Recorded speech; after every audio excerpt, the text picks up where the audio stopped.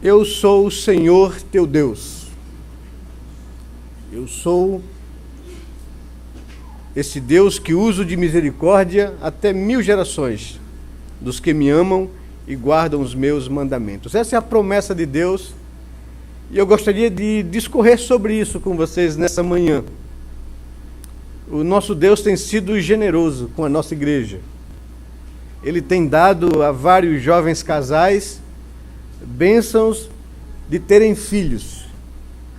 Tem dado aos avós a bênção de verem os seus netos. Eles têm visto as promessas da aliança do Senhor se cumprindo em suas vidas. O nosso Deus é o Deus da aliança e os nossos filhos são herança do Senhor. É a declaração da palavra de Deus. Você vai ver no boletim que vai sair 2 anúncios dizendo que no dia 3/3 a Isabel nasceu, filhinha de Lucas e Tetê. No dia 11 nasceu Gabriel, filho de Ediel e Elga. Semana passada a gente teve aqui o anúncio do nascimento da filhinha de Otávio e Larissa, né? Temos tido Vinícius e Roberta recebendo mais uma bênção de Deus na sua casa. São os cumprimentos da promessa de Deus e Deus tem sido generoso com esses casais queridos. Desde a criação, meus irmãos, o nosso maravilhoso Deus mostrou a sua intenção ao criar o ser humano, homem e mulher. Era a intenção de estabelecer sua aliança com o homem e com a sua posteridade.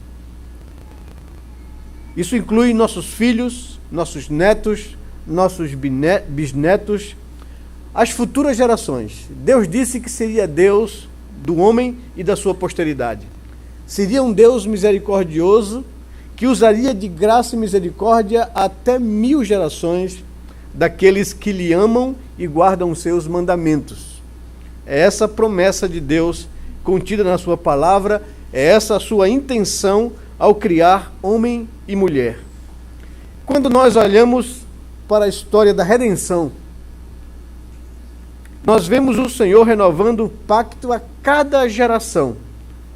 A descendência de Abraão, cumprindo a sua aliança que prometera, de ser, através de Abraão, o abençoador de todas as famílias da terra.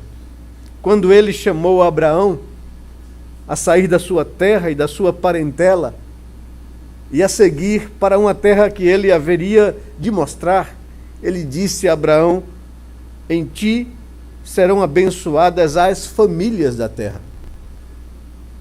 Isso aponta para a intenção de Deus. Isso aponta para a sua aliança de salvação com o homem e com a sua posteridade. Deus está agindo no mundo para levar avante a sua intenção de redimir o ser humano.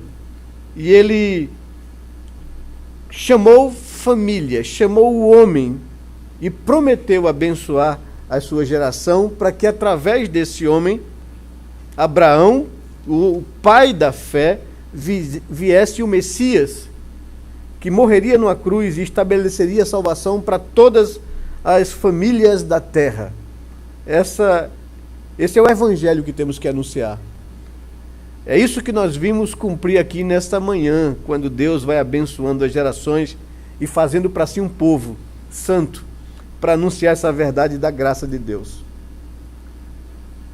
No Novo Testamento, quando Pedro, guiado pelo Espírito Santo, prega o seu primeiro sermão, logo após o Pentecostes, ele diz aos seus ouvintes o que consta em Atos capítulo 2, verso 39. Para vós outros é a promessa, para vossos filhos e para todos os que ainda estão longe. Pedro, um judeu, um homem que cresceu na lei, conhecia muito bem as intenções de Deus de abençoar o ser humano e a sua posteridade, e anuncia para os seus ouvintes que a salvação é para vocês e para os filhos de vocês. O Deus da promessa, o Deus da aliança, continua com a mesma intenção de alcançar o homem e abençoar a sua posteridade.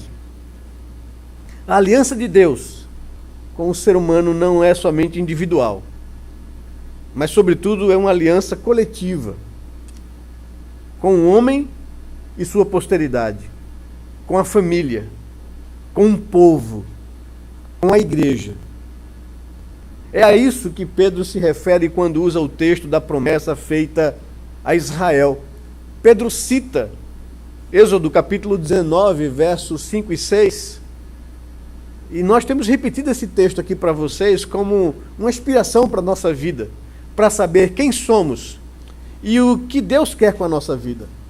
Pedro diz, lá na sua primeira carta, no capítulo 2, verso 9, se referindo ou repetindo o Êxodo 19, dizendo: vós sois raça eleita, sacerdócio real, nação santa, povo de propriedade exclusiva de Deus.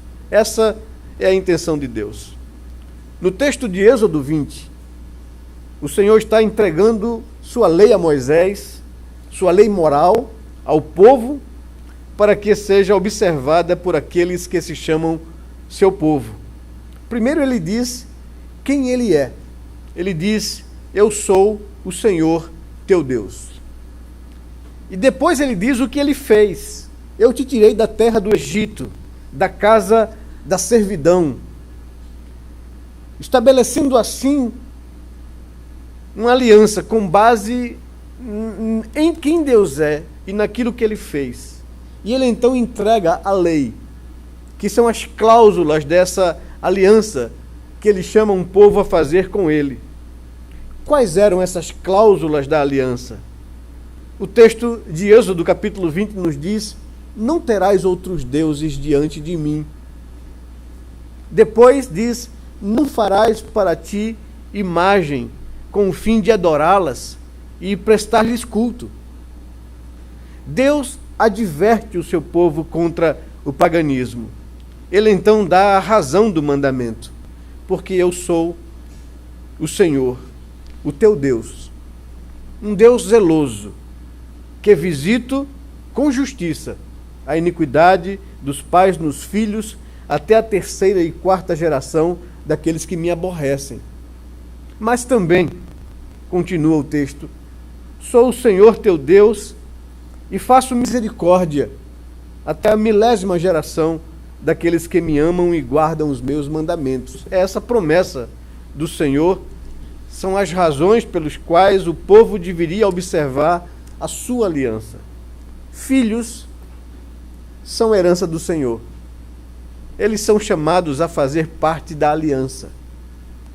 É com base nesses termos da aliança que Deus estabelece com o seu povo, que ele ordena aos pais que apresentem seus filhos para receberem o sinal da aliança.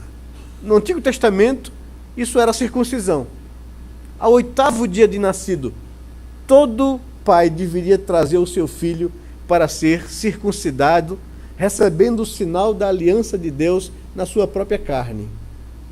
No Novo Testamento, o Senhor mudou para o batismo e estendeu agora não somente ao filho homem da casa, aos filhos homens da casa, mas também a todos, homens e mulheres, deveriam receber o sinal da aliança.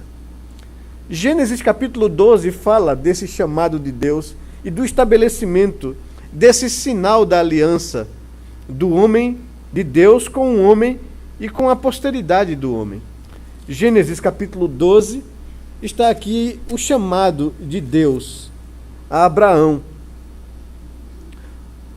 Os versos 1 a 3 nos diz que: ora, disse o Senhor a Abraão, sai da tua terra, da tua parentela e da casa de teu pai, e vai para a terra que te mostrarei.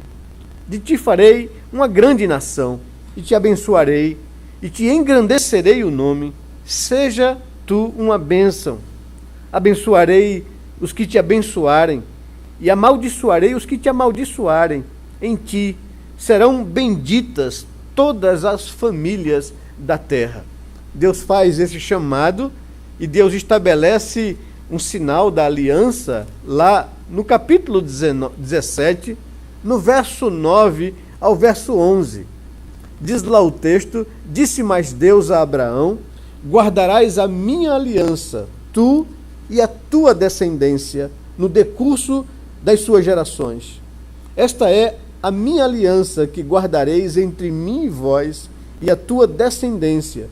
Todo filho homem entre vós será circuncidado. Circuncidareis a carne do vosso prepúcio. Será isso por sinal de aliança entre mim e ti. E Abraão, em obediência a Deus, circuncida o seu filho homem que nasceu. No verso 4 do capítulo 21, diz lá o texto que Abraão circuncidou a seu filho Isaque quando este era de 8 dias, segundo Deus lhe havia ordenado. É essa a aliança e é esse o sinal que Deus estabelece. Isso quando chama Abraão lá no Antigo Testamento. Desde então, toda a descendência de Abraão, que se constituiu na grande nação de Israel, circuncidava os seus filhos como sinal da aliança entre Deus e o homem e a sua posteridade. No Novo Testamento, os apóstolos não tiveram qualquer dificuldade com isso, pois conhecendo a prática do Antigo Testamento, das crianças serem incluídas na aliança do Senhor, não só ensinaram assim, como também batizaram famílias inteiras. Quando lemos o livro de Atos, percebemos isso. Pedro, por exemplo, incluiu os filhos dos crentes no pacto, quando na primeira pregação dele pública, inaugurando a igreja após o Pentecostes, ele diz isso: a salvação é para vós e para os vossos filhos. É a mentalidade bíblica da aliança. Paulo chamou os filhos dos crentes de santos, separados, tirados do mundo para Deus. Em 1 Coríntios, capítulo 7, verso 14, quando instruindo as mulheres daquela nova cidade, quando surgiu a igreja, foram para Paulo para perguntar a Paulo o que deveriam fazer, pois elas entregaram suas vidas a Cristo, mas seus maridos não. E Paulo diz: se eles consentem em viver com vocês, continuem casadas, porque de outra sorte os vossos filhos não seriam impuros, mas agora são santos. Não é? E Paulo diz que a vida daquelas mulheres iria santificar o seu lar, a vida dos seus esposos e seus filhos. E é uma expressão que só é usada no Novo Testamento para os crentes, para aquelas pessoas que são de Deus, santos. Os vossos filhos, diz Paulo, são santos. Expressão usada somente para os salvos. Jesus os chamou de cordeirinhos e ordenou aos apóstolos que os apacentasse, cuidasse deles, os instruísse, os pastoreasse. Lá em João capítulo 21, verso 15, quando Jesus está restaurando Pedro, depois da sua negação, ele diz a Pedro: Pedro, apacenta os meus cordeiros, apacenta os meus cordeiros, na segunda vez, e na terceira vez diz: apacenta os meus cordeirinhos, falando aos apóstolos da responsabilidade deles, não somente com as pessoas adultas, mas também com os filhos dessas pessoas que temem ao Senhor e que andam no caminho do Senhor. É o mesmo Jesus que, quando estava ensinando publicamente, e que quando os pais crentes trouxeram seus filhos para serem abençoados por Jesus, e os seus apóstolos os interromperam dizendo que eles não atrapalhassem Jesus, Jesus chama a atenção dos apóstolos, dizendo que eles deveriam não impedir aqueles pequeninos de vir a ele, porque dos tais é o reino dos céus. Jesus não está ensinando que o reino dos céus é para todo infante. Jesus está afirmando um princípio veterotestamentário que era familiarizado com a Escritura. Filhos de pessoas crentes que andam nos caminhos do Senhor são herdeiros da aliança e da promessa de Deus. Dos tais é o reino dos céus. Essa é a afirmação de Jesus e o ensino dele. Vemos também no exemplo do livro de Atos, na prática apostólica, que famílias inteiras foram batizadas quando os pais ou responsáveis aceitaram a mensagem do Evangelho. Por exemplo, temos em Atos capítulo 10, verso 24 ao verso 48, Cornélio crendo e a sua casa sendo batizada. Paulo afirma isso, que batizou o seu Cornélio. Lídia, quando crê no Senhor, à beira do rio, ouvindo o Evangelho, convida os apóstolos para irem à sua casa, e ela e todos os seus foram batizados naquele dia. O carcereiro de Filipos, quando surpreendido pelo que Deus fez naquela madrugada, abrindo as portas da prisão, enquanto Paulo e Silas, depois de muitos açoites, louvavam a Deus e se consideravam felizes por serem dignos de sofrerem afrontas pelo nome de Jesus. Deus opera aquele milagre, aquela maravilha ali na noite. O carcereiro se desespera pensando que todos tivessem fugido. Entra no cárcere e vai e pega uma espada para se matar. E Paulo interrompe dizendo: não faça isso, ninguém fugiu, todos estamos aqui. E ele, impactado, trêmulo, cai aos pés do apóstolo Paulo e de Silas e faz aquela pergunta: que devo eu fazer para ser salvo?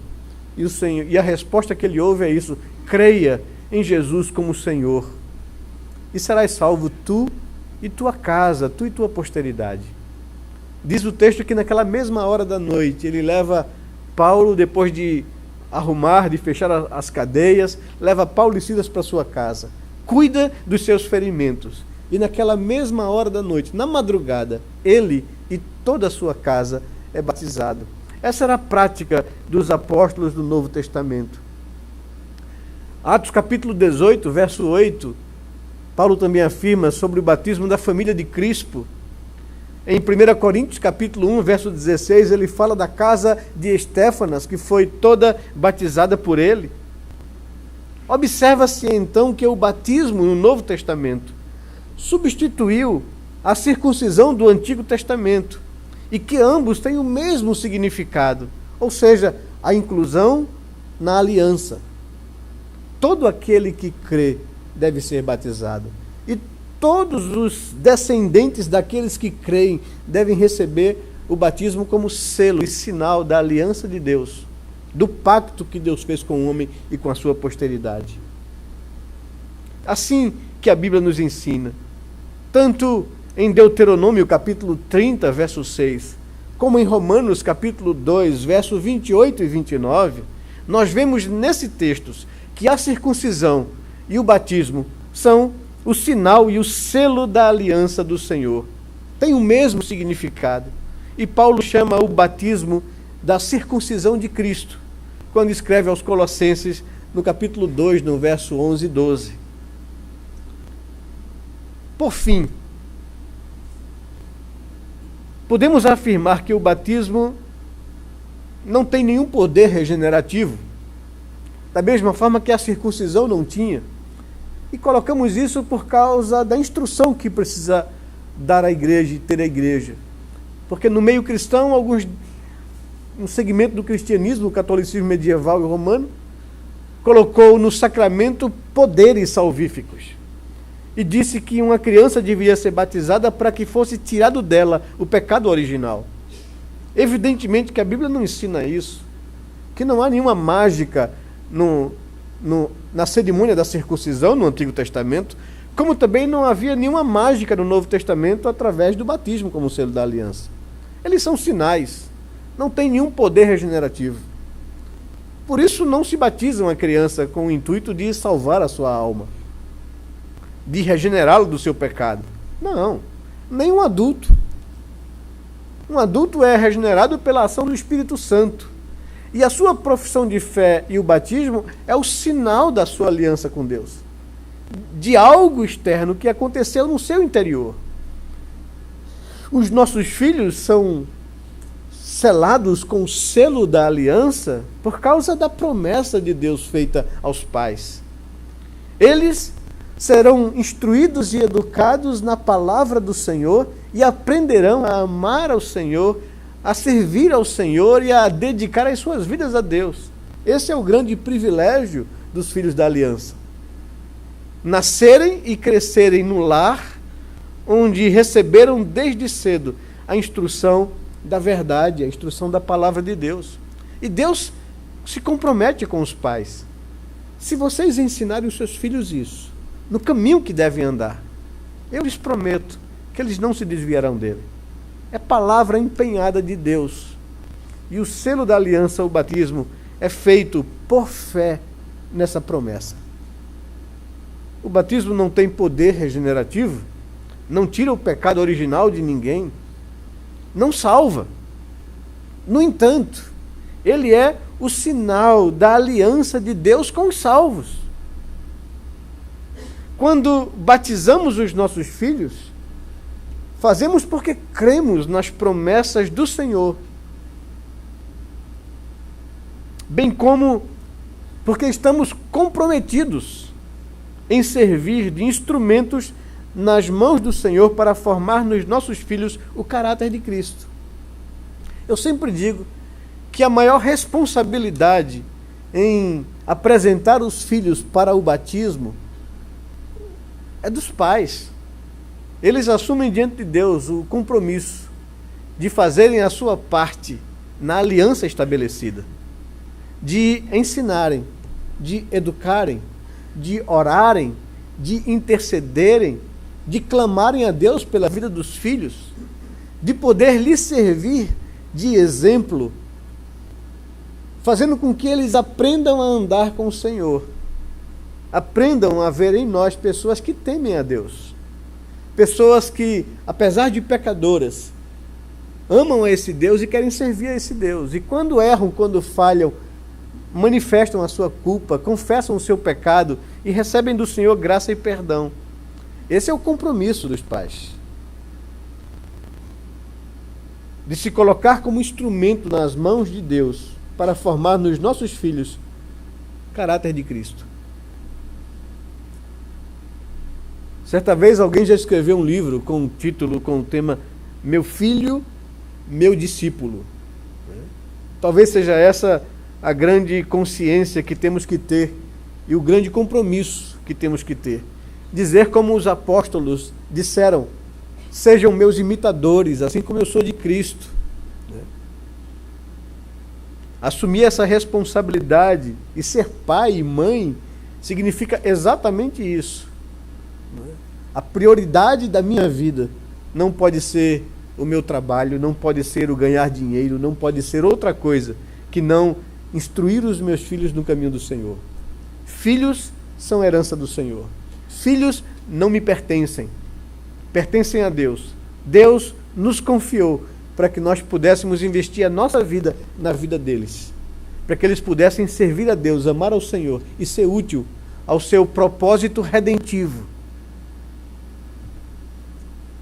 Por isso Deus nos concede filhos, e por isso Ele diz que são consagrados a Deus, são santos, e que devem carregar em si o sinal da aliança, para que quando adultos eles mesmos possam professar a sua fé e assumir um compromisso com Cristo Jesus. Meu filho é meu discípulo, e ele se tornará aquilo que eu plantar nele, que eu plantar em seu coração, segundo a promessa de Deus, já citada aqui em Provérbios 22:6. Ensina a criança o caminho que deve andar, e quando for velha, não se desviará desse caminho. Quando os pais trazem seus filhos e apresentam a Deus para receberem o sinal da aliança, estão assumindo um compromisso com Deus e assumindo compromisso com seus filhos. Os nossos filhos fazem parte da bênção da aliança. Toda bênção pressupõe responsabilidade. Há uma maravilhosa promessa, há também um sério compromisso. O fim de tudo isso é uma promessa de vitória e de salvação. Por isso eu queria aplicar aos pais. Meu querido, você homem, você pai, você marido, Deus lhe concedeu a responsabilidade de conduzir a sua casa diante de Deus. Você é pastor da sua família. Você é sacerdote do seu lar. Deus lhe confiou essa tarefa. sabendo que você não tem a graça necessária para cumprir essa responsabilidade, Deus te concedeu uma esposa para ser tua auxiliadora nisso, para ajudar você a aplicar na vida dos filhos diariamente a instrução que você ensina na palavra de Deus. Ela é a instrutora que vai aplicar isso dia a dia, enquanto você busca o sustento e o pão para a sua família. Mas a sua responsabilidade é tocar a trombeta, é mostrar a direção, é dar o ensino, é estabelecer os princípios para que seus filhos saibam por onde caminhar diante de Deus. Não se transfere isso para a mulher, para a esposa. A responsabilidade é tua. Esposa, você está nisso, juntamente com seu esposo, para instruir os seus filhos no caminho do Senhor. Pais, a prioridade de vocês é a família de vocês. A prioridade de vocês não é somente botar o pão em casa. A prioridade de vocês é educar os seus filhos no caminho do Senhor. A prioridade de vocês não é juntar dinheiro para dar para eles uma herança material e uma garantia futura de vida. A prioridade de vocês é dar uma herança aos seus filhos, não material, mas espiritual. Instruí-los, ser exemplo para eles, gastar tempo com eles, para que eles possam amar ao Deus que vocês conhecem e amam.